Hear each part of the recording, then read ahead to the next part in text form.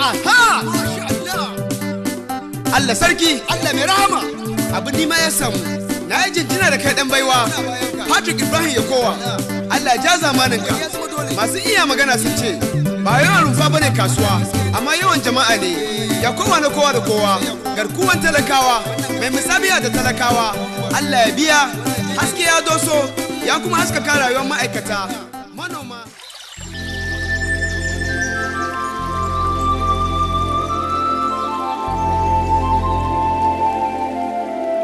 Leadership is what you and I hear about almost on a daily basis. In periods where there is no leadership, society stands still. Progress occurs when courageous, skillful leaders seize the opportunity to change things for the better.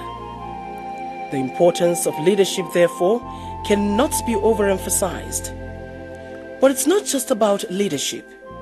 It's about good leadership, and good leaders are rare to come by. A society is indeed blessed that has a good leader, but that society is guaranteed of progress in all its ramifications. It is men who make history, and one leader who is set to doing that is the first citizen of Kaduna State, Sir Patrick Ibrahim Yakowa. We invite you to listen to the story of a man of history set to transform Kaduna State.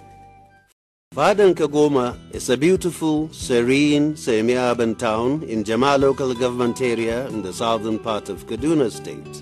This town, blessed with vast arable land with palm trees, rich fertile plains and rolling hills, is home to the Gwong people. In this community, like in so many other Nigerian villages, there has always been a strong sense of family, tradition, and culture. The Gwong people are a closely knit community bonded lovingly to farming, since farming is the dominant occupation. Hunting is another preoccupation of the Gwong people. The people are also very friendly and accommodating.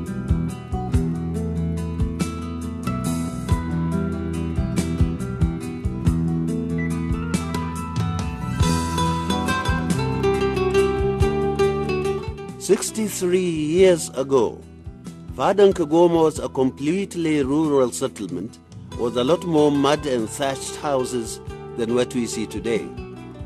In one of those thatched houses in Madaki, there was great excitement on the 1st of December 1948 as one of the wives of Mr. Yakowa Jato delivered a male child. For the mother, Rory, the agonizing pains of labor she had gone through were nothing compared to the overwhelming joy in her heart as she breastfed her infant child. She had 2 daughters and had prayed fervently to God for a male child. She was happy that at last God had answered her prayer and she had gotten a son who would be able to help her husband on the farm. That child was named IBRAHIM YAKOWA. He is known locally here as Ibrahim Yakowa. Patrick is his baptism name.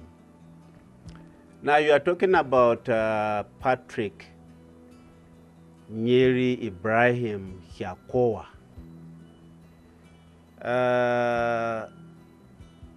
He is a very, very unique person from this part of the country.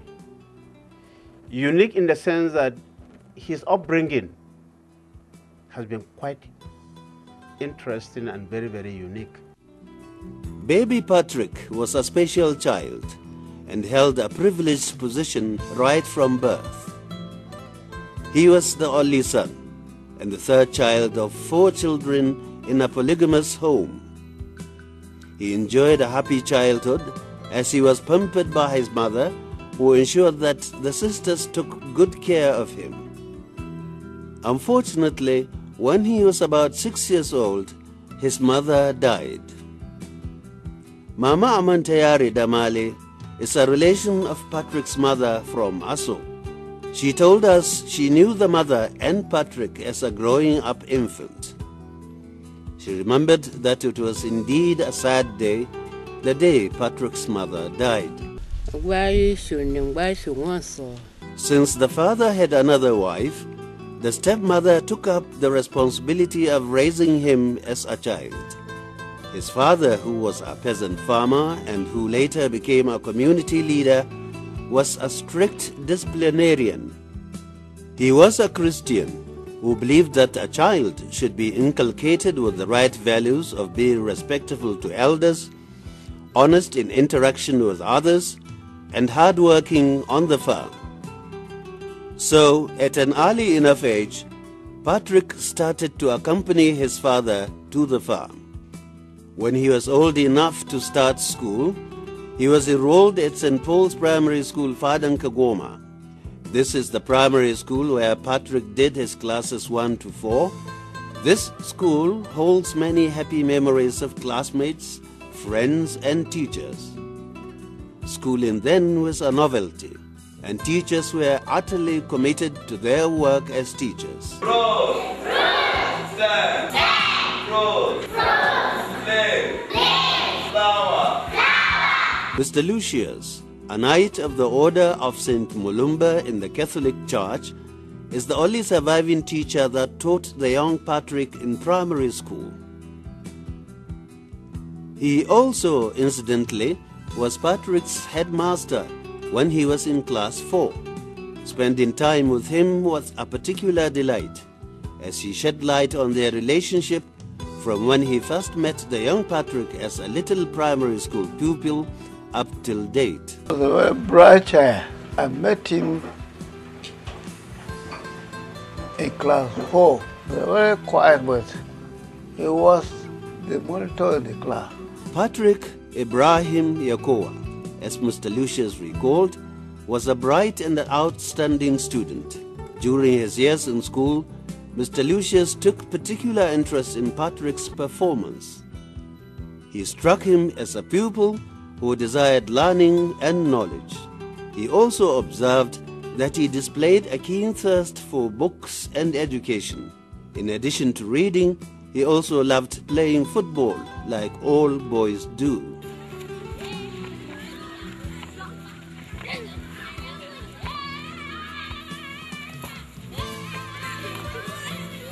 His former teacher and headmaster, Mr. Lucius, acknowledged that even at that young age, Patrick surprisingly showed attributes of a potential leader, which he was very impressed with. He was a child who behaved well both to his fellows and to his betters. He goes on to mention other attributes he noticed of the young child. He was very bright, very bright. He took first in the class all the time. In 1960, at the age of 12, Patrick Yakowa, not certain of the future, but full of courage and willing to follow his dream, left Kaduna to live with an uncle of his who was living in Magamia in Atiap Chiefdom. There he was enrolled at St. Pius Primary School, where he spent his class 5 and 6. When his uncle had to leave Magamia in 1961 to further his own education, the young teenager had to move to another village in Atiap Chiefdom known as Angwanjaba, about 10 kilometers from Magamia. It meant walking through the forest with other boys, crossing streams, avoiding snakes and other hurdles every day to and from Magamia. It was a tough life for a child his age, but since he had a dream to be educated and to be able to speak English like his teachers, he was determined he would not give up. More so, since his father had always told him that hardship doesn't kill anyone. There are other boys from the village that he walked with along the way, plucking fruits and having fun with, so they didn't really notice the distance. So I think the most memorable time of my primary school was the time I spent 1961 when I was shuttling between this village called Ngwanjaba and Magamia. I was then in class 6, and in spite of those difficulties, I was able to pass, the common entrance examination to a secondary school. From class 6, I did not go to class 7. The young Patrick proceeded to the famous St. Mary's Secondary School, Fadankaji. Incidentally, it was the first day secondary school established by the Catholic missionaries in the whole state and the northern region. Patrick Yakowa had the privilege of being among the second set in 1962. It was in a very rural environment, and one unique thing about this school then was that when one got admission to this school, first and foremost, the student would have to go to the village to identify a local family that one would live with. It would be from there that the student would go to school daily. By the time he was in Form 3, the missionaries had built some makeshift hostels called dakis for students who couldn't get any kind of accommodation. So he stayed in the daki till he passed out. This was another very interesting phase of his school life, which culminated in him becoming head boy of St. Mary's Secondary School in 1966. During this phase, he spent his holidays back in Fadankaji, where he always helped his father on the farm. He was an energetic, diligent and adventurous youth who even tried his skills in hunting, as we hear from Mr. Gabriel Duse, the brother-in-law of Patrick Yakowa. We grew up together. In fact, during that time, I remember we pursued a hare, and then he met, he was so lucky, he got rid of that hare. Then he was so happy, so we took him, going about playing with him that he is a good hunter. The Gwong people have long been known for their skills in weaving mats and baskets. As a true Gwong boy, the young Patrick was also able to learn and eventually master the intricate art of mat weaving. He did it so well that he was able to sell the mats he made and earn some money. And since his father had trained him to be prudent, he was able to save from the money he made selling mats and used it for his upkeep in school. Recalling his experiences at Fadankaji then, Patrick Yakowa had this to say. I want to say about Fadankaji, in spite of the fact that government secondary school, Fadankaji was a day secondary school in a rural area. All the students, that went to that school, were determined and they worked hard. And if you look at, the results, the West African school examination results, for that school, from 1965 to about late, 70s, they were getting among, the best, results, in the state. On completion of his secondary school, Patrick got admission to do his higher school certificate at St. John's College, Kaduna, now Rimi College, in 1967. This was a very great transition for him. Coming from a secondary school in a very rural setting to a school in the big city of Kaduna, St. John's then was one of the most famous colleges in the north, with modern school blocks, good hostel accommodation, running water in the taps, electricity all the time, and good food. The difference was glaring. Although the Kaduna boys then called him JJC, or Johnny Just Come, he couldn't be bothered. For him, life just couldn't have been better and made him more determined to pursue an academic career. Mr. Bullis James was one of the many friends and classmates that Patrick made at St. John's College. He recalls that Patrick arrived at the school during the Civil War. He was able to blend in quite easily since he was friendly with everybody and had a great sense of humor. When he came in, the crisis was still on and the war had really blown. And we shared all the experiences, how we were defending and carrying things for our fellow students that time, how we were going to the police and to the military to defend, how we were carrying food to them. And he joined us and he became part of the system. But when we remember, in the night he would tell us that he is an agent of Juku. He knows everything about the Nigerian army and he was going to pass all the military secrets to Juku. And that night he would go to the window and be shouting and be making signals and we would be laughing at him. But he says he will see. And one day, lo and behold, a Fokker friendship plane came to Kaduna and bombed some places. And he claimed credit for all that happened because he said, I warned you people I'm going to let out the secrets, and I've done it. Now you see what's going to happen. Be prepared for more bombings. What surprised us was, at his age, we didn't have so many military friends that time.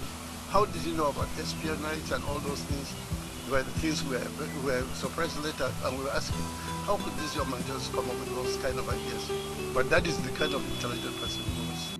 After the initial excitement of city life and making new friends, Patrick settled down to serious reading.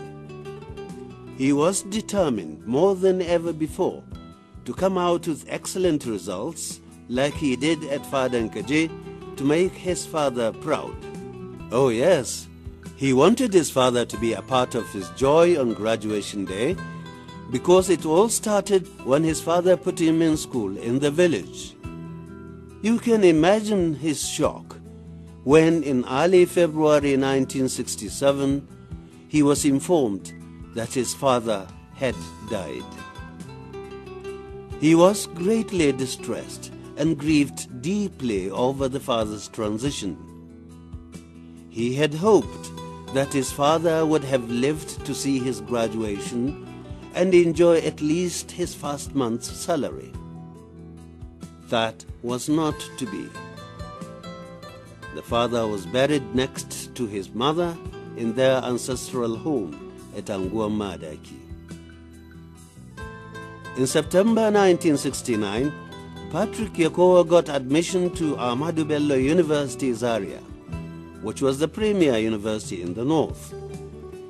He had a great time at the university where he made new sets of friends. One of such friends is Mr. Aboki Galadima. On his graduation in June 1972, he joined the civil service of the then North Central State as administrative officer. Immediately after graduating, I joined the administrative service of the then North Central State. And the moment you became an administrative officer, you know that you were a potential DO. You're a potential, DO. So you see, your mode of, dressing, has to change. So from that time, let me tell you, my first posting was first of all to the administrator's office in the Ikikira Magajingari, administrator of Kaduna's office, as assistant administrator too. And who was I assisting then? My boss then, Alhaji Magaji Mohammed, was the administrator of Kaduna Capital Territory. And there were two of us, one was assistant administrator 1, another one was assistant administrator 2. I was the assistant administrator 2. I became an administrator. So from there, your type of dress, had to change. And I started wearing two-piece dress and, cap. And from then on up to today, I don't even know now how to wear a suit. And then I was redeployed, to the Ministry of Health and Social Welfare. And from the Ministry of Health and Social Welfare, I was posted to become the secretary to the Kaduna State Sports Council. Mr. Yakowa recalls that he faced the most challenging part of his administrative career when he was sole administrator of Saminaka local government. The challenge there had to do with the problem between the Gures and, the Kahugus. If all of us, will recall that was the peak period of that conflict between those two, communities. All efforts by previous administrations to find amicable solution, to the problem between the Gures and the Kahugus, really did not yield the desired, result. So efforts, kept having to be made, to reconcile them. And in the course of, this, there were a lot of, skirmishes and killings and uprising, and that kept, anybody that was on seat in Saminaka, at that time, on his toes, 24 hours a day. Because you are receiving all sorts of, security reports about, problems, plans to do this, and that. That was one dimension of, the challenge when I was in Saminaka. Mr. Patrick Yakowa reached the pinnacle of his administrative career when during the government of Lieutenant Colonel Dengiwa Umar. He was appointed Permanent Secretary in the service of Kaduna State. He first worked as Permanent Secretary in the Ministry of Health, then was moved to that of Works and Transport. It was while I was in the Ministry of Works as PAMSEC that you had these civil service reforms that were introduced by the military administration of General Ibrahim Babangida. The reform, one of the highlights of those reforms was the politicization of the position of Permanent Secretary. The position was changed from Permanent Secretary to Director General. And that position was politicized in the sense that anybody that accepted, to hold, that position would have to go with the government that appoints you. Not like, the present, system where we have Permanent Secretaries are now career civil servants. So that was the beginning of the course of my transfer to the federal service. I was then in the Ministry of Works, and His Excellency Colonel Serki Mukhtar was then the military governor of Kaduna State. He had the task of implementing, these civil service reforms in our state. And in the course of doing that, he gave some of us letters of appointments as Director General, was one of those who was given. I studied, the letter, very closely. And all of us that were holding Permanent Secretary positions at that time. Now we looked at it, and I think there were only two of us that wrote, to decline to accept, the position of Director General. I still have the letter of appointment given to me by Colonel Serki Mukhtar, and I have a copy of the reply, that I gave him, declining to accept, appointment as Director General, because that position was politicized. My explanation simply was, I had gone into the civil service, with the aim of staying there as a civil servant. Now to suddenly take, maybe a political appointment that will make it possible for me to go with the administration, that appointed me, was really putting a terminal date, to my career. So the option that was open to me, then was, having declined to become a Director General, I had to be reverted back to the position of a director. And I accepted that, voluntarily. I remembered, my explanation to His Excellency, Colonel Mukhtar here in his office when he called me. I said, would you accept, to work?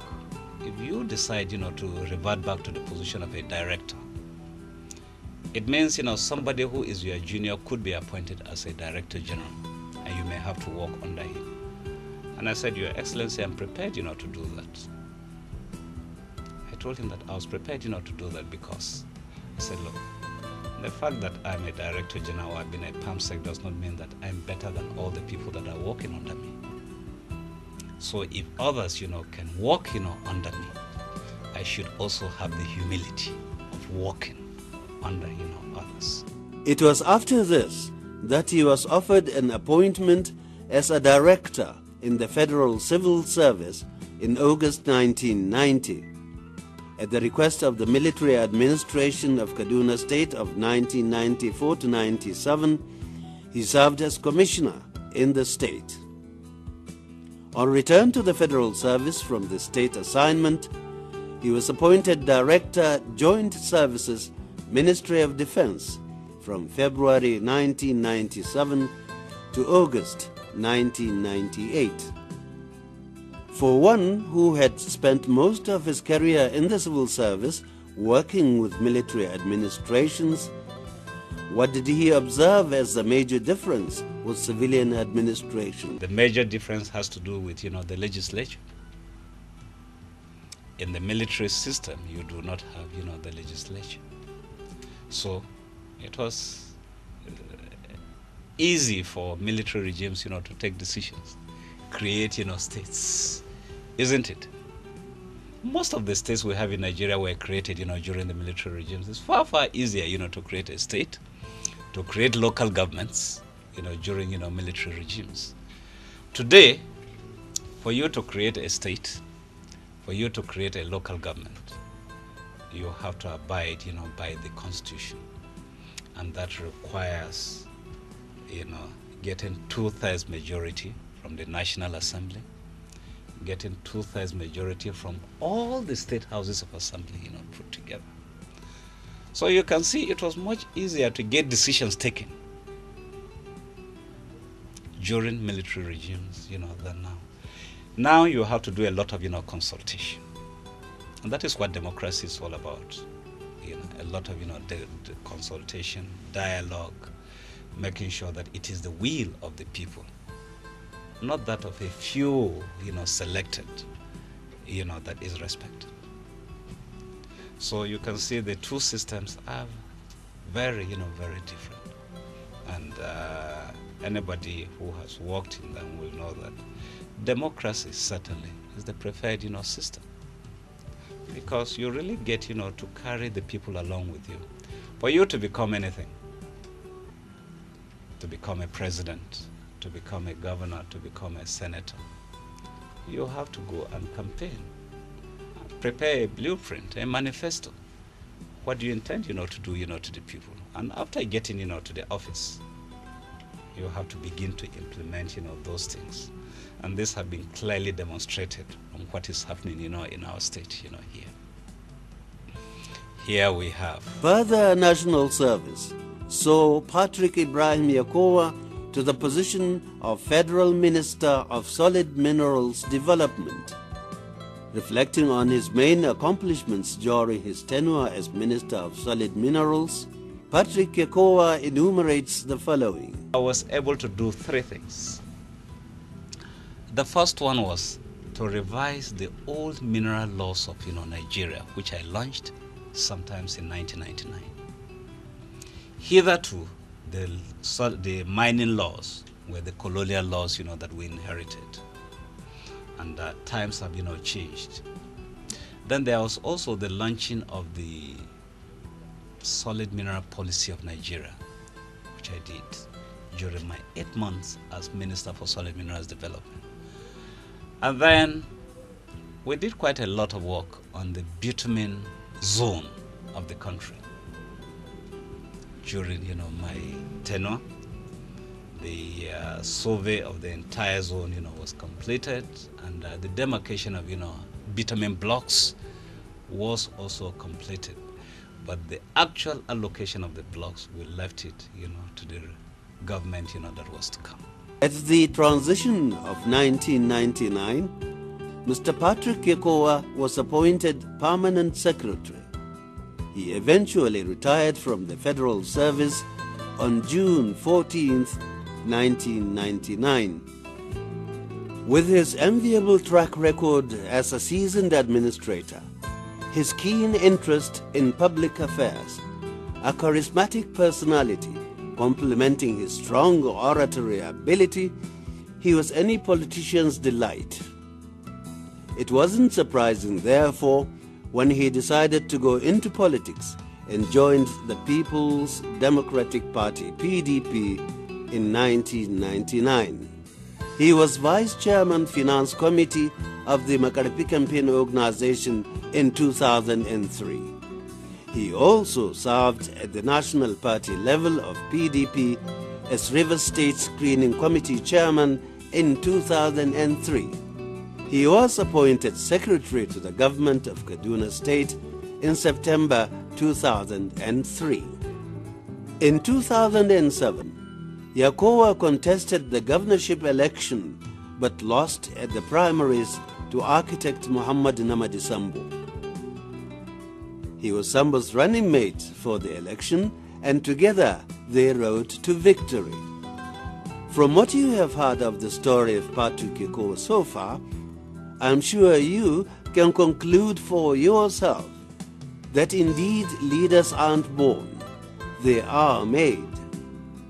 And they are made just like anything else, through hard work. And that's the price anyone has to pay to achieve success and greatness. It was no different for Patrick Yakowa, as we hear from his long-standing friend, Mr. Aboki Galadima.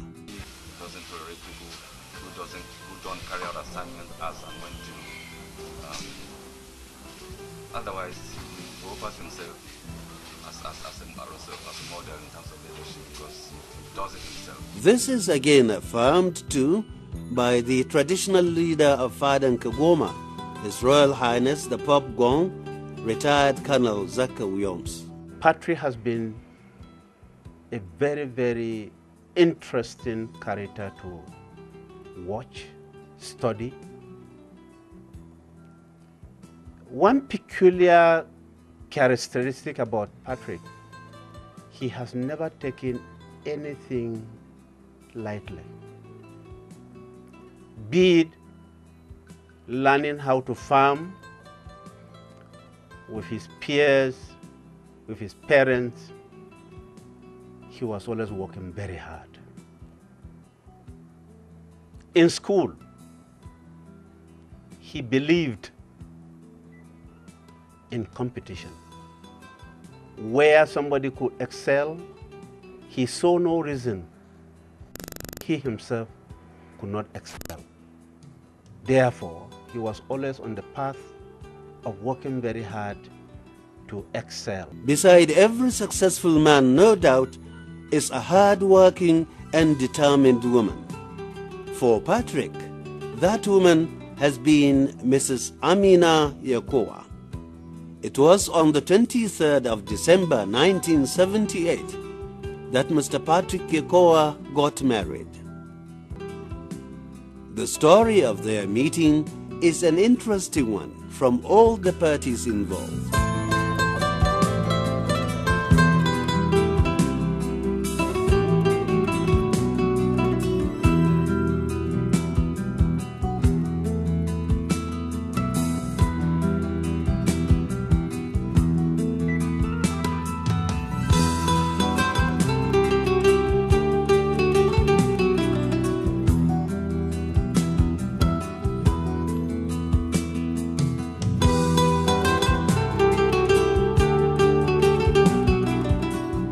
Patrick met his wife Amina through the first wife of his bosom friend Mr. Billis James, who is now deceased. He was my best man, and his wife was the chief bride.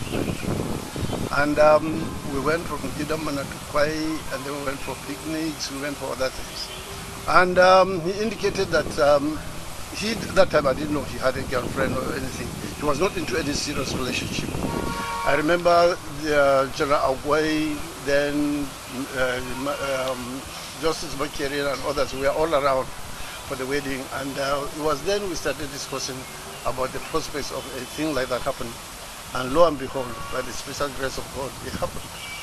So we're all excited, we're part of the family, we feel very proud being part of the family. Let's hear from Amina herself, how their first meeting went, and whether or not it was love at first sight. I knew he was going to be my husband because it's like they had already planned the coup, you know, with his friends. And eventually when he told his friends that he has actually found his wife, and all, of course, his friends that were with him, and of course, even my own friends, you know, were very happy with the move. So it's like as if it was just something that, you know, everybody was just waiting for it to happen at that function, and it did happen. Mr. Aboki Galadima was the best man during the marriage, and says it's one of those memories he will never forget. One of the happiest moments, one of those moments that I will always remember is the time he met his present wife and just told us he was going to get married, and we thought he was joking. You know, we thought it was a huge joke, but it was. You know, we laughed over it, we cracked joked. But by the time we saw her and got to know her, we knew that it was a great good decision. But I always remember that time that we thought it was a big joke, because we didn't think that at that time any of us should get married. How has the marital journey been like for Mrs. Adeniyi Ekine since they signed the dotted lines? He was a man that, you know, was always posted from one place to another. And I was saddled with the responsibility of bringing up these children without him 100% being in the home. But since he was a responsible man, the moment he has time, he runs back and sees also. Most of the time when he's not around, these children will fall ill. I have to make school run for them, and so on and so forth. So this is basically the, one or two little problems but basically, if it is any family problem, I want to thank God that I have never experienced one, and I don't think I will ever. For friends, relations and onlookers, seeing Mr. and Mrs. Patrick YakowA together and how they just blend with each other, one can say that perhaps their marriage was one that was signed, sanctioned and sealed in heaven 33 years ago. No wonder Mr. Patrick YakowA feels lucky and blessed that he made the right choice, because Amina is worth more to him than precious gems. My wife has been very, very supportive, because all these years I have been in the public service since we got married. And I've been into one active appointment or the other. And throughout all this period, she has been very, very supportive, both at home and very, very supportive prayerfully. She organizes a lot of prayer sessions, in the house. And that is the secret, behind the very peaceful and happy home that we have. This is the gate leading to the seat of power in Kaduna State, which is known as Sir Kashim Ibrahim House. During the colonial era, this was the seat of government for the northern region. The premises, which has a rich history, has had the privilege of hosting the likes of Lord Frederick Lugard, first Governor General of Northern Nigeria during the colonial era, Sir Kashim Ibrahim, the first indigenous governor of Northern Nigeria, Alhaji Balarabe Musa, Alhaji Abba Musa Rimi, Alhaji Lawal Kaita, Alhaji Dabo Lere, Alhaji Ahmed Muhammad Makarfi, and Alhaji Muhammad Namadi Sambo, down to the incumbent state governor, Sir Patrick Ibrahim Yakowa.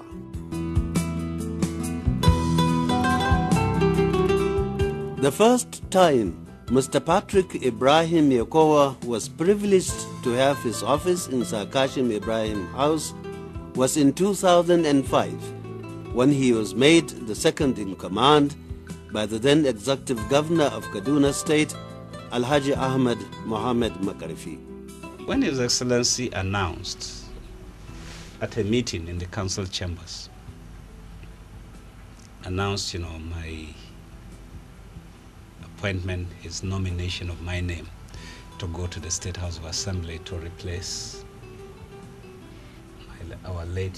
my late predecessor, my late, boss, I was greatly humbled.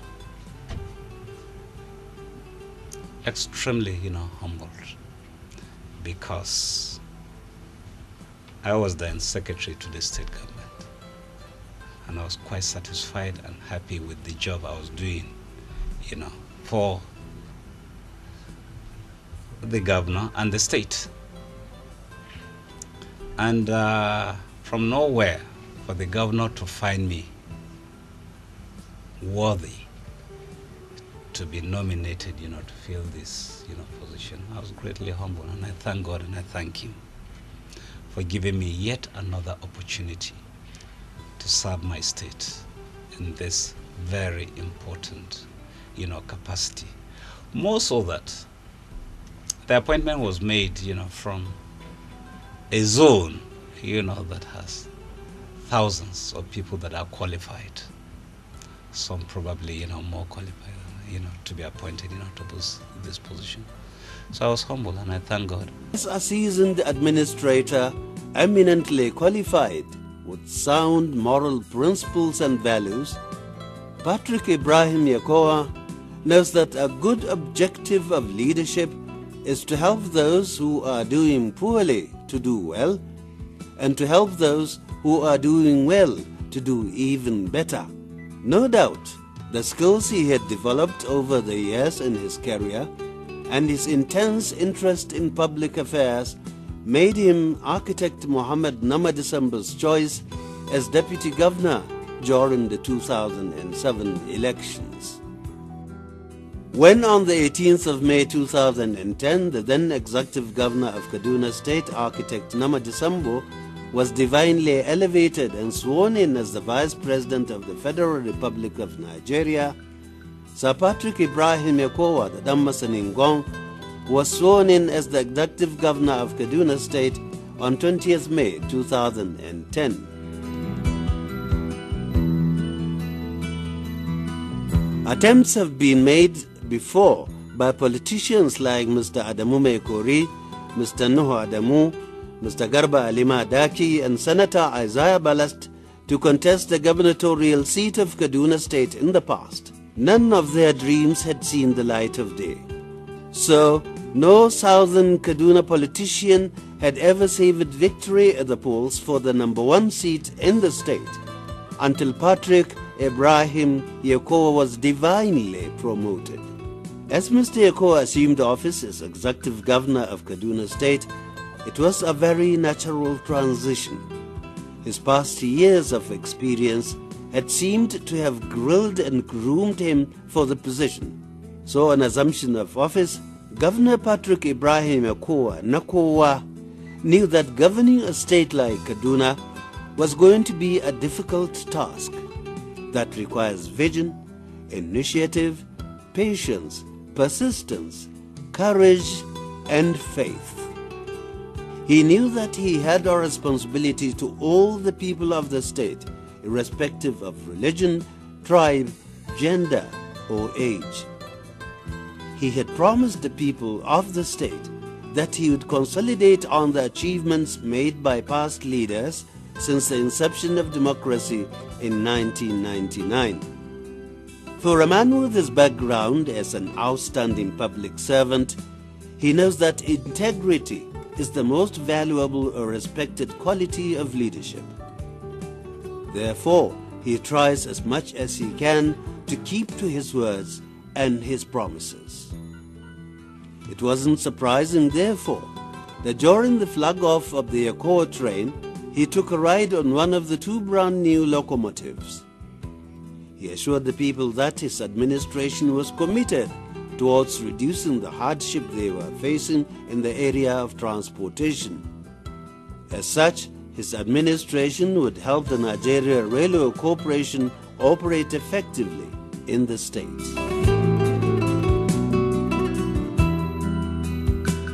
Sir Patrick Yakowa, a Knight of the Order of St. Mulumba, has always placed his hope and trust in God. Introduced to Christianity in the Catholic Church right from his childhood, where he was brought up on strict Christian principles, Patrick has never failed to appreciate God's mercy, grace, and favor upon his life. A simple and unassuming man, Patrick has always believed that it is God that determines everything in one's life, and therefore always has been grateful for what God has done for him. He seizes whatever opportunity he has to worship with the family of God. It was indeed a day of joy in Kagoma when Patrick Yakowa was recognized by Rome and awarded with the papal knighthood of St. Gregory. For one to qualify to be a Knight of St. Gregory, you must be a committed Catholic, deeply spiritual, and a person who has contributed to the development of the Church. One must have a model and committed Christian family, passion for community development and charity, as seen by the church authority and not based on what your friends say. His investiture was at the St. Paul's Church, Kagoma, and was presided over by Bishop Joseph Allami Bagubiri, Lord Bishop of the Catholic Diocese of Kafanchan. On the 29th of May 2011, Sir Patrick Ibrahim Yakowa broke new grounds as he was sworn in as the democratically elected executive governor of Kaduna State. The event took place at Murtala Mohammed Square with Alhaji Mukhtar Ramalanyero as the deputy governor. It was indeed a historic event as illustrious sons and daughters of Kaduna State witnessed the occasion. Justice Rahila Kujjo, the Chief Judge of Kaduna State, administered the oath of office. Do solemnly swear and affirm that I will be faithful and bear true allegiance. That I will be faithful and bear true allegiance To the Federal Republic of Nigeria. to the Federal Republic of Nigeria. And that I will preserve. That I will preserve, protect, and defend the Constitution of the Federal Republic of Nigeria. and defend the Constitution of the Federal Republic of Nigeria. So help me God. So help me God. From humble beginnings, this illustrious son of Fadan Kagoma distinguished himself with leadership skills over the years to get to this highly exalted office of the first citizen of Kaduna State to make his homeland proud. In his inaugural speech, Patrick Ibrahim Yakowa, the executive governor of Kaduna State, emphasized how important it was for him to carry everybody along in the task of building the state. He is interested in putting smiles to the faces of the people through policies that are implementable and putting in place structures that will help in reducing the suffering of the people.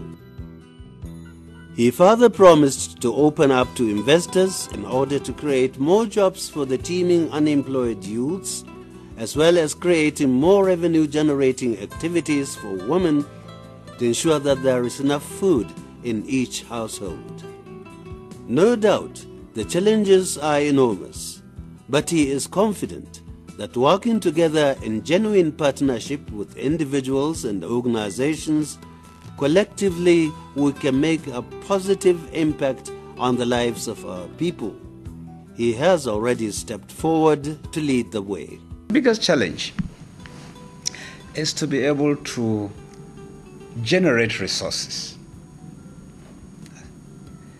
to be able to meet some of the expectations of the people of this Kaduna State.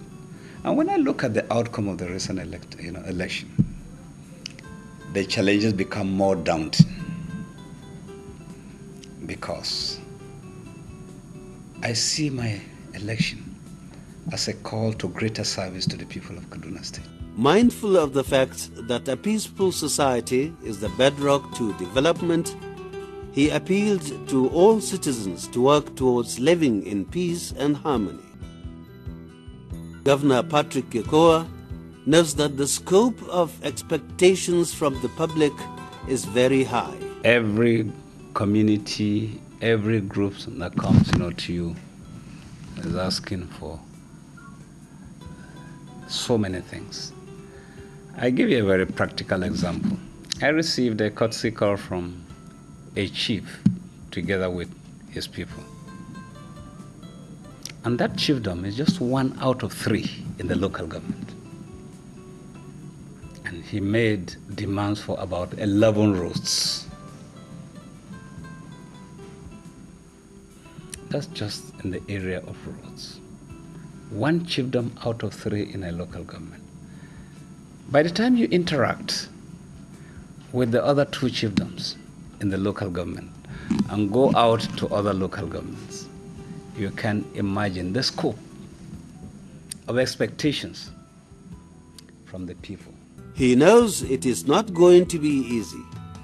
But for a man whose performance has been tested by consolidated experience, he knows he has what it takes to be that transforming leader that will make positive and lasting impact to the people of Kaduna State. The very essence of leadership is that you have to have a vision. Governor Patrick Yakowa's vision is one which he articulates clearly and forcefully on every occasion. It has been said that the challenge of leadership is to be strong but not rude, to be kind but not weak, to be bold but not to bully, to be thoughtful but not lazy, to be humble but not timid, to be proud but not arrogant, to have humor but not with folly. Seen by many as a leader that embodies the ideals of hard work, honesty, integrity, and humility, Sir Patrick Ibrahim Yakowa is a man greatly respected. Alhaji Habibu Balarabe Yakubu, as the former head of service in Kaduna State, had to interact with the governor on a daily basis. He describes Patrick Yakowa as one who is cool, calm, and collected. He admits that each day with him was an interesting encounter. I take problems to him. That's my job. Take problems to him, make reports to him that some of them are disturbing to him, some of them are pleasing to him. But the interesting thing about His Excellency is that he is absolutely calm on all occasions. I have never seen, I mean it, I have never seen anybody that is holding such a high position that is calm regardless of the issue at stake. He is calm, he is calculating, and he is sharply focused, and he takes correct decisions without the interruption of sentiments and so on and so forth. Mr. Bullis James, an old classmate of Patrick Yakowa and a long-standing friend, has this to say about Sir Patrick Yakowa. He is the peacemaker. He is very accommodating. He is the one that will cajole us and try to lure us not to do anything excessive. But because in his history, you won't get him to do anything excessive. He's very humble, he's very cool and calm, and he's very composed. So he was the one who will come to us and say, no, I don't like this one, please, please, please. So, but we never had once quarrel with him, because he will not accommodate any quarrel. He will tell you the truth and let it be. And he's not the kind of person, if you quarrel with him, it is because you have something. But for him, he says this once and for all and forgets about it. For the Pop Gwong, he admires the way Sir Patrick approaches issues with an open mind. A free-minded somebody who would like to discuss an issue without any attachment. And that has been his attribute. For Mrs. Amina Yakowa, he is a very caring and considerate man. I want to say categorically here that my husband is very, very caring. Mr. Aboki Galadima. The governor has offered so much, and he has had relationships with a lot of people from the northern part. In fact, most of his colleagues, most of his other friends are from the northern part, and so he has built bridges, so to speak, across borders, religious borders, ethnic borders, and so this is the time for him to reap the dividends of that investment. So he should be able to call on leaders from the northern part to work together with him as much as the leaders from the southern part will work with him. This is the time to put his wealth of experience to use for the benefit of the people of Kaduna State. I think that we are lucky to have Mr. Yakowa at this point in time, because he's not greedy, he's not given to acquiring things for himself. He's been a very simple person, and because he has this wealth of experience in him, he'll be able to put the resources of the state into good use. I believe that if people cooperate with him and they give him the peaceful atmosphere that he needs, communal harmony, we will see the difference. His vision for the people of Kaduna State is to see a state where its citizens enjoy peaceful coexistence good health, good education, good jobs, happiness, and the prosperity of all. Yes, indeed, His Excellency Governor Patrick Ibrahim Yakowa, the Executive Governor of Kaduna State, is a man whose dream is to promote peace, unity, and love among all the people of Kaduna State. What would Governor Patrick Ibrahim Yakowa of Kaduna State want to be remembered for after leaving office? One thing I would want to be remembered for is somebody who did everything possible to bring about greater understanding and respect for one another by all the people that inhabit the length and breadth of the state, where we embrace together a state that is free of the kind of violence that has been erupting once in a while. It pains me considerably to see human beings killing themselves, burning properties, maiming individuals. And the cause of doing that, we're not helping the state, we're not helping the nation. We're only drawing our state, further backwards, because the resources that should be used to carry out developmental activities, you rather use them to rehabilitate displaced persons, to assist them to rebuild, because you can only assist them. You can never compensate the damage that has been done. I want to see what steps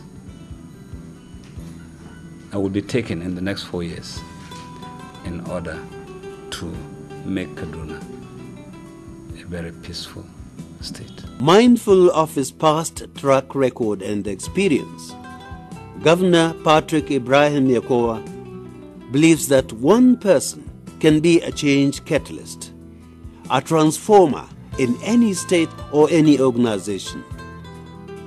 He has promised he will serve the people with courage and conviction, commitment and determination. He is confident that as the people of Kaduna State have given him the mandate to be the transformer of the state for the next 4 years, he will work to the best of his ability to transform the lives of the people. Indeed, it is a dawn of a new era. The making of a visionary leader. The story of Sir Patrick Yakowa, NAKOWA, Danmasanin Gwong, the man of history set to transform Kaduna State. No doubt, better days are coming for the people of Kaduna as Sir Patrick Ibrahim Yakowa, the executive governor, steers the ship of the state to a new era over the next 4 years. As stakeholders in the transformation of our state, we must ensure that peace reigns to enable the governor to achieve his dreams of transforming positively the lives of people of Kaduna State. Yakowa, NAKOWA. From Nigeria, Kaduna. Yakowa, NAKOWA. From Nigeria, Kaduna. Halinka. Shine jarinka yo. Hankurinka. Shine jarinka yo. Binda gaba da kai. Shine jarinka yo. Yakowa, NAKOWA. From Nigeria, Kaduna. Yakowa, NAKOWA. From Nigeria, Kaduna.